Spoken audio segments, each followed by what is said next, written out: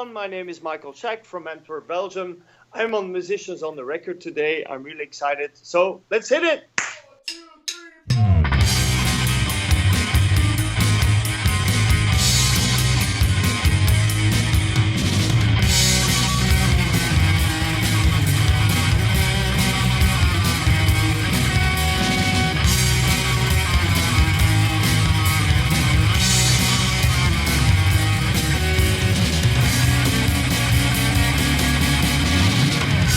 This is huge, musicians on the record. Bring it on.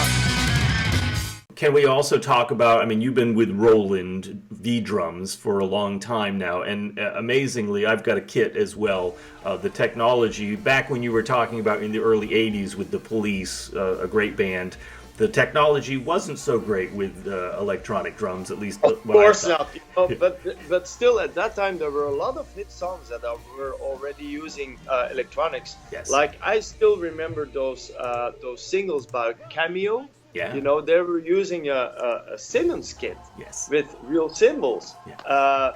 You had Billy Cobham at a certain point also with Tama syndrome kind of boo, boo, boo, Yeah, boo. yeah. You know, people were doing that. Yeah, And, Phil and Collins. then you had, for instance, Bill Bruford, Yes. the English amazing artist, who Yeah. was the first to go totally electric on a stage. Yeah. But I started being a demonstrator for Roland actually after becoming a fan of sampling. Okay. So it was something I was just interested in. Yeah. And then they were looking for someone, and actually that's one of the reasons why I talked about this before. They were looking for a demonstrator in Belgium, a young guy. They called me. I knew them already because I bought a sampler from them. Yeah. And that we're now talking about 1991. Wow. Okay, so a long time ago. Yeah. And they said, well, Michael, can you speak French? And I said, yeah. Okay, because we are fed up with having two demonstrators. We are releasing this new drum set, the TD7 at that time. And we just want one guy to be able to do some clinics in French and in Dutch. Wow. And then they gave me they allowed me to use a kit for a month. They said, okay, you have 1 month for preparation, and I totally dug in. I wanted to do it. It was a challenge. I had to learn about MIDI, about integrating, sound a little bit, like kicks should sound as kicks and not as machine guns. Yeah. And I just started out, and I loved it, and I was still playing acoustic, and I never gave up. I never actually totally concentrated on one or another. It's synergy. Yeah. I still play acoustic in the studio, even if people don't see me on stage with acoustics anymore, or only here more locally. I still do both. Yeah. It's the same instrument. Yes. Because, Dave, that's what a lot of people are forgetting. You still play both sets with wooden sticks. That's right. That's right. And it's still, there's no sound coming out of an electronic drum set without you hitting it, right? Yeah. So, for me, it's only synergy. There's no competition. What are the biggest differences for you, though? I mean, certainly when I play my acoustic kit and the Roland kit, it's a little bit different. What are those subtle differences for you, or the big differences? Well, there's one big difference that everybody forgets about, and that's probably the reason why some acoustic drummers still cannot cope with electronics, and vice versa. It's where does the sound come from?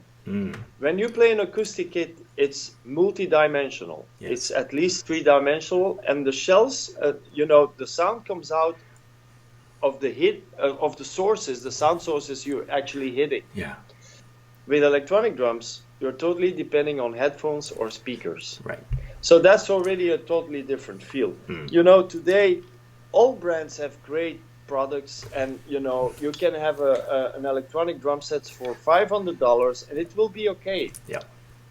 But it's a psychological war in between, and it's still going. Is an electronic drum set, is it really an instrument? Or people telling me, hey man, you're still playing Tupperware. Well, whatever. I don't give a dime about what you think. Right. I'm on the fucking big stages with That's this electronic drum set. right. So, lighten up. Right. But of course, the technology has been advancing in big It's amazing. steps. Amazing. And it's the same as with computer technology. Yeah. There's one important factor, Dave, that people need to understand. Okay.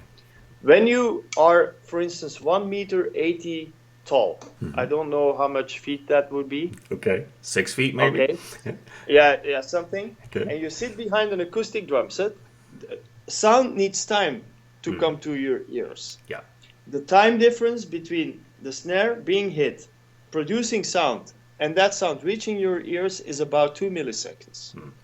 With electronic drums now, and with the latest TD30, TD50s, the latency in between hitting the pad and the sound coming to your ears through headphones and to the digital to analog converters is 2.9 milliseconds. Wow. So it's nearly the same. Yeah. It used to be a lot different. People were hitting the snare on their acoustic, and immediately they're used to this 2 millisecond, latency, which is non-existing. Yeah. But electronic drums took like 8 milliseconds, or in some cases still take 10 to 12 milliseconds for the very cheap China-made brands. Yeah. Before actually the sound that you hit reaches your eardrums. And that's where the big bottleneck is. Yeah. So with the evolution of processing and also the evolution of computer technology, the latency came down. Yeah. So electronic drums got better and better. Absolutely. That's the real story. Yeah. And then, of course, you also have the sound factor with more internal memory and high-resolution sampling. But that's only the second part of the story. The first, most important part to have a good feel is the low latency. Yeah. That's amazing. The minute difference. And, I've never heard it called the Tupperware, but it's a pretty cool set of Tupperware if that's what it is. I can tell you who told me that. Okay. But I'm not going to publicly. Okay. Yeah. Okay. Got it. Yeah. What's the kit that you're playing now? The new Roland? Is it the TD50? It is the TD50. I'm also still using the TD30, by the way, for some things because the electronic sounds in there actually fits some production I've been doing for the last few years. So sometimes I'm still using the TD30 module. Yeah. But my main instrument now, apart from this Minol Tama setup, is the TD50. Yeah. Great. Fantastic. And the SPDSX is always there. The sampling pad. Yes. It's always there. When I play acoustic or when I play electronic, doesn't matter. It's always you. I'll show you my acoustic setup. Great. This is the setup I've been using for the latest Dremeo things. And there's one big advantage of being a drummer in this area. For $1,500, we can now have an amazing drum sound. And in the old days, it used to be, $4,000 to $5,000 to get maybe near that same drum sound we have now. So I've been lately for recording, I've been using this one. Beautiful. This is a Tama Silver Star Mirage. It's actually a limited edition, but and it's just an acrylic drum set. Yeah. I'm a very big fan. I've always been a very big fan of Ludwig Vistalite drum sets. Beautiful. I also have some. I endorsed them 10 years ago. Cool. And when Tama came out with this one, I was like, yeah, let's go. I need to have this. Because the Ludwigs, for me, for drum and bass and more electronic genres of music were a little bit slow in releasing all frequencies. And this one is so damn deep and so damn fast in releasing the complete sound, and it only costs $1,400. Wow! For a kick, 4 toms, a snare, the whole shebang. That's amazing. It's amazing. Can you take us through your setup, Michael, please, and tell us what you got here?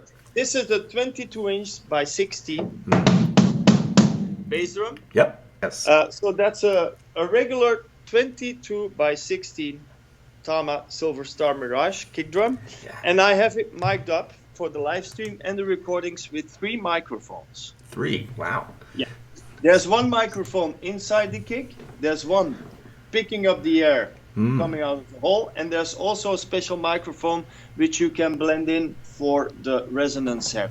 Fantastic. And that's how many sound engineers record drums these days, because it's important to get the full kick, low end from this microphone, the top end from this microphone, and maybe some shell resonance from the other. When you put those together, you get a very big sound. That's great. Then I have the usual, it's a 4-piece tom setup. So there's a 12-inch first, then the 10-inch, like many drummers do.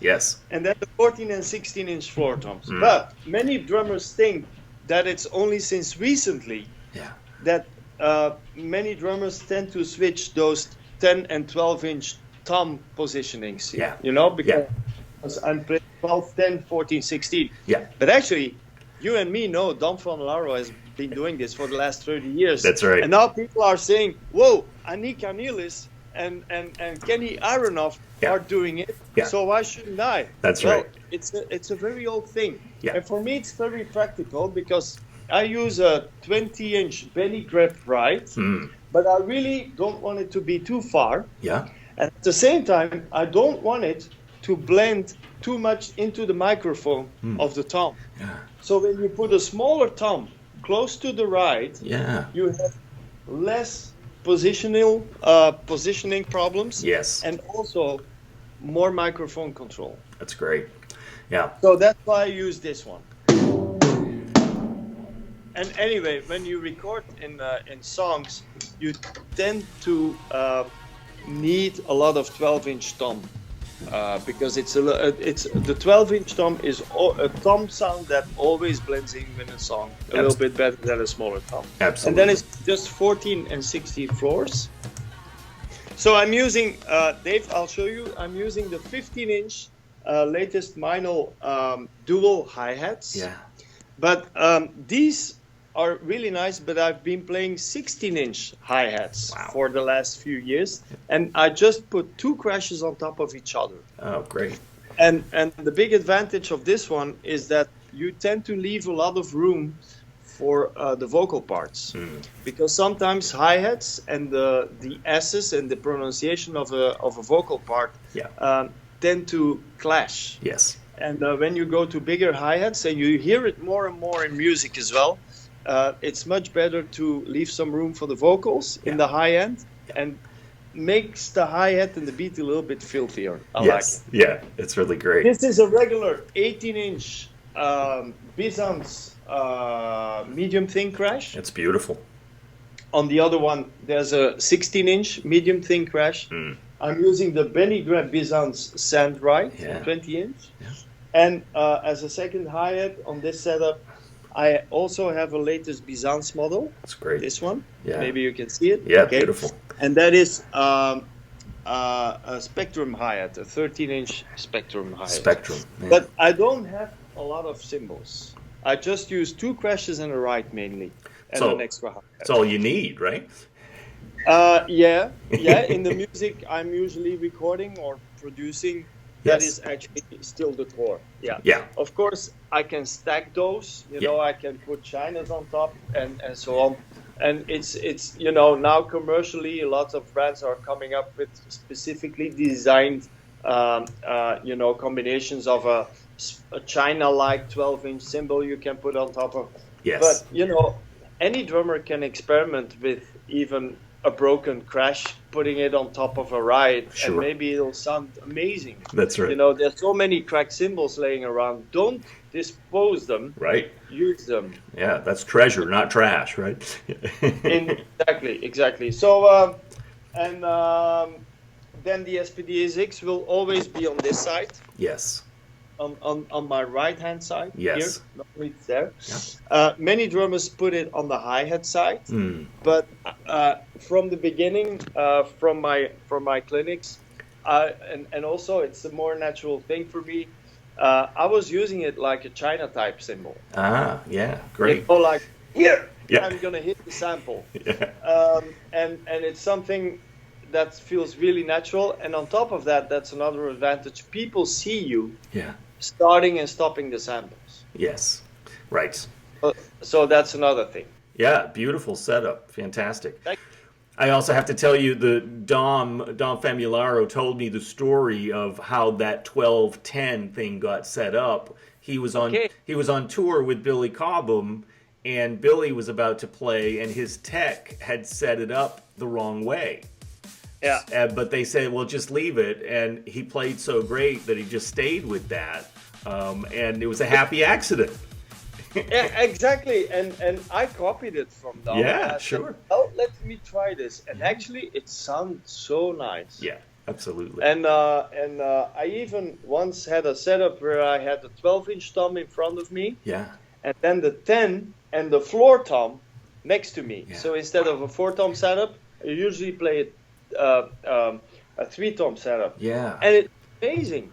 And now you have, for instance, Benny, but also Benny Grepp and Annika Nillis also using the 12-inch tom in front of them, Yes. and then combining it with a very low-tuned snare as right. the first floor tom, Yes. and then the floor tom. Huh. So anything is possible. That's There's right. no law That's right. against any kind of setup that you want to experiment with. Dave, let me ask you a question. Please.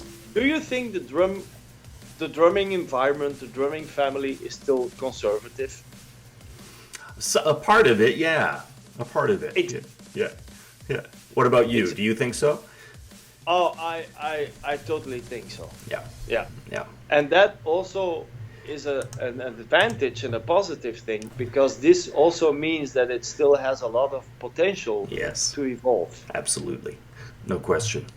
So these drummers coming up with different setups, then online they're ranted about the fact that the toms are wrong or whatever. Right. Well, Right. go ahead. Right. Let us be as wrong as possible. That's right. And make some great music. Absolutely. Then maybe one day the renters will be convinced about the fact that there's nothing bad about experimenting with your drum setup. That's right. No question. Hey, Yeah. if it works for Dom Famularo and Billy Cobham, I think it's good enough, right? So, yeah. Even I'm a big fan of Questlove, for instance. The drummer he's with the amazing. Roots. Yeah, he's amazing. He used to be in the beginning when the Roots came up and when they became really big. Yeah. He just used a snare, a kick, a Yep. ride, a hi-hat. Right. It's incredible. Yeah. And people were dancing. Right. So who the fuck cares? That's what's right. the- That's right. Anything goes. Anything goes. And Exactly. same goes for electronics. There's Yes. nothing bad about electronics. That's right. Nothing. Well, it keeps my marriage going when the acoustic kit is it's kind of loud, so it's not always the appropriate time to play. So I tell my wife I'm just going to go play the Roland kit, and she's like, Exactly. yeah, okay. Exactly. And that is also a very, very good point. Yeah. But there's a lot of drummers that take electronics on to the stages. Yeah. And drummers, more conservative drummers look at them as indeed, what the fuck are they doing? Yeah. Well, guys, wake up, because you're not questioning anymore the presence of synthesizers on that stage. Right. And they were Yeah. like the same thing. It's like suddenly people were skipping the acoustic piano and putting those electric pianos on You stage. bet. You bet. Was that a big problem? No. Right. It brought us some amazing music, from Stevie Wonder to Quincy Jones to Richard T. Yeah. Whatever. That's it's right. okay. That's right. There's Yeah. only one thing bad in life. That's cancer and dying. All Right. the rest is okay. There you go.